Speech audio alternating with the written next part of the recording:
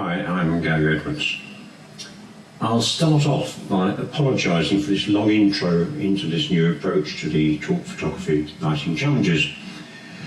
The whole idea of these lighting challenges is to help people to understand the principles of basic lighting techniques and to keep things simple and to make sure that these techniques will work for everyone. There have to be a few basic rules. Firstly, none of these techniques rely on expensive or complicated gear. Everyone can manage with whatever they happen to have. First time around, I used one of my computer monitors to create a light for the first challenge on Brightfield Lighting. Secondly, we only ever use a single light. We only use a single light because there's only one sun, and most shots are actually better with just one light source, helped, if necessary, by mirrors or reflectors. Real world, we often find it better or easier to use more than one light, but the main light, or key light if you prefer, always does nearly all of the work. Also, extra lights add to the complications, space requirements and cost, and the results from just a single light are always more dramatic anyway. Thirdly, we don't need a large studio. I'm using my small living room in my tiny flat. It isn't ideal, but it works, or at least it just about works if I move my computer chair out of the room, which isn't a big deal. Small spaces work just as well as large ones for small products. I could, if I wanted to, pop into the Lancashire warehouse and use their space, but most people don't have that choice. And finally, we don't do any kind of post-processing work except for cropping to the shape required. We don't do any computer work because it hides faults. We want to show the true effects of the lighting, even though post-processing work is a vital part of digital photography and is always needed as the final step in the process. I had the bright idea, or at least I hope it's a bright idea, to revisit at least some of these challenges and shoot them again using video, because hopefully video will explain things better and show you exactly how each result has been achieved and why. Basically, with any luck, the video will replace and improve on the step-back shots needed to accurately show the setups. So I'm using the same DSLR camera both as the main video camera and the still camera. This should help because the camera is in exactly the right place. The only obvious downside to this that I can see is that the camera has to be in landscape mode regardless of the shape of the subject, and this will reduce the image quality, but that doesn't matter for this purpose. And then there's a second video camera above and behind the main camera to give a wide-angle view of the setup, and if necessary I can use my iPhone too for any odd bits that are needed. The second camera is just a cheap camcorder with pretty poor quality. You can see this limitation because I'm using it for this intro, but it should be good enough for the job. Now, I know that I'm a very poor presenter, sorry about that. One example of my poor presenting is I should be looking straight at the camera, I know that, but in fact I'm looking at the computer screen that's below it, because otherwise I'll forget what I'm supposed to be saying to you. I'm also useless at video. I've made videos in the past, but I've always had clever young people doing the shooting and then doing the editing, and I'm old and stupid. So I'll probably make a pixie of it, but I'll do my best. Let's start off with the first challenge, Brightfield Lighting. We normally use this technique for one of two reasons. It only works with transparent or translucent subjects because the light has to pass through the subject. One reason for using it is that if we light the subject directly, there will always be specular reflections which are reflections of the light source. And although we can control those reflections, it's impossible to actually avoid them.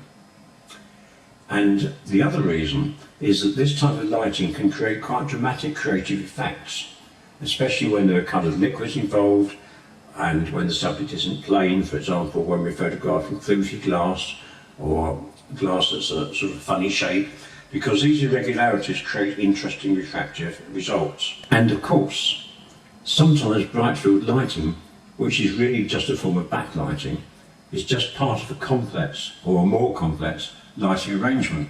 For example, we may photograph a wine bottle with a couple of glasses. We may light the wine bottle with reflected light and light the glasses with a combination of reflected and transmitted light. But that sort of setup is just too complicated for these challenges. Now for each challenge I'm using flash rather than continuous light, but any lighting will do. You have a choice, but I don't, because I need to use a light from my big window to help light the video, and that light would severely reduce the effect of the photography light, creating a strong and unwanted fill light. I do have the option of pulling down my window blind, but the video element then wouldn't work.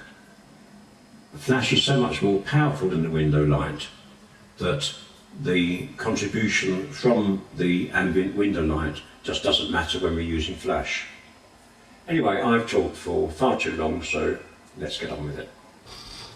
There's a flash head attached to the softbox, of course, that's what's providing the power. And the softbox itself is excellent. It's actually a sort of combination of a softbox and a folding beauty dish. But it's much too big for this particular job. However, it's what I've got. I'd like the softbox, the light source here, to be smaller, because a softbox of this size is going to send light from loads of different directions, and we only want it to come from one direction, which is directly behind the subject. So what I've done here, which of course is a bodge, is I've put the softbox, the light, outside of the room, and that does two things. Firstly, it cuts down the width of it, because this softbox is 1 metre wide and the door frame is whatever the door frame normally is, so it cuts down the width a bit, and that's a useful reduction. We've now got a gap of about 4 feet between the light source and the subject. Every time you double the distance from the light source to the subject, you are effectively halving the size, or the effective size, of the light source. And the other reason, because obviously with this kind of shoot, you always think ahead to what you might want to do. With the first subject, which is just a coffee cup, I don't need any additional lighting of any kind. I know that just based on experience. But I might be photographing things where I need to light something by reflected light, i.e. a mirror or something like that, or a reflector. And if that happens, the further away the light source is, the least or the less light is lost. The less light is lost when we add some kind of reflector, because the inverse square law actually helps us here. I've stuck the subject right at the very back of this plastic sheet. Now, there's various reasons for that. I want to get a semi-reflection of the subject on the sheet, and this is one of these glossy white sheets that you can buy, and they're extremely useful, and I've got them in various sizes, and I've also got a black one. Now you can see on the video, of course, that it's white, but it's not photographing as white, it's photographing as nearly black, and the reason for that, of course, is that there's no actual light reaching it, and anything that is not lit in photography photographs as black.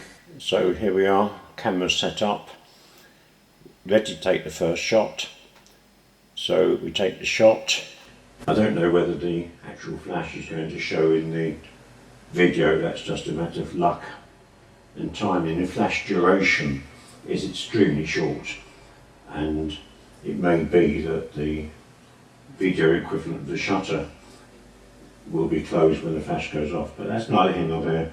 So what else can we do with this particular subject? Well, I've started off by photographing a fluted coffee cup, and this fluted shape, Brightfield Lighting, because it just adds character to it. First time around I used my normal coffee cup, which isn't fluted. The reason I'm not using that is that it's had another year of me drinking far too many cups of coffee every day, and it's not fit to be photographed. But there are other things we can do as well, because this technique works pretty well when you've got some kind of liquid. So what I'm going to do now is simply pour some liquid into it. Now, as it happens, I'm going to use a can of what claims to be orange, and it's sparkly, so that should be interesting. I don't know what will happen, but you know, we can experiment with things like this. So let's do that. The fact that it's really the wrong shape for a can of soft drink is not there. We're just trying to find out what we can do with this type of lighting.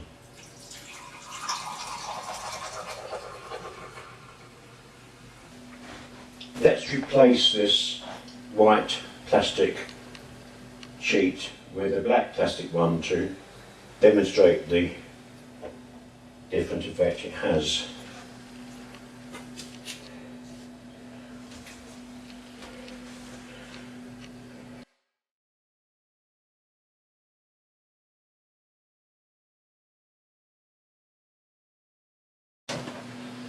And now let's go back a bit and just use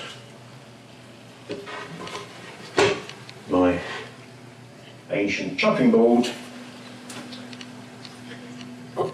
which isn't a very interesting face, but it does have the advantage that it's not going to be reflective at all. These are just options, it doesn't really matter.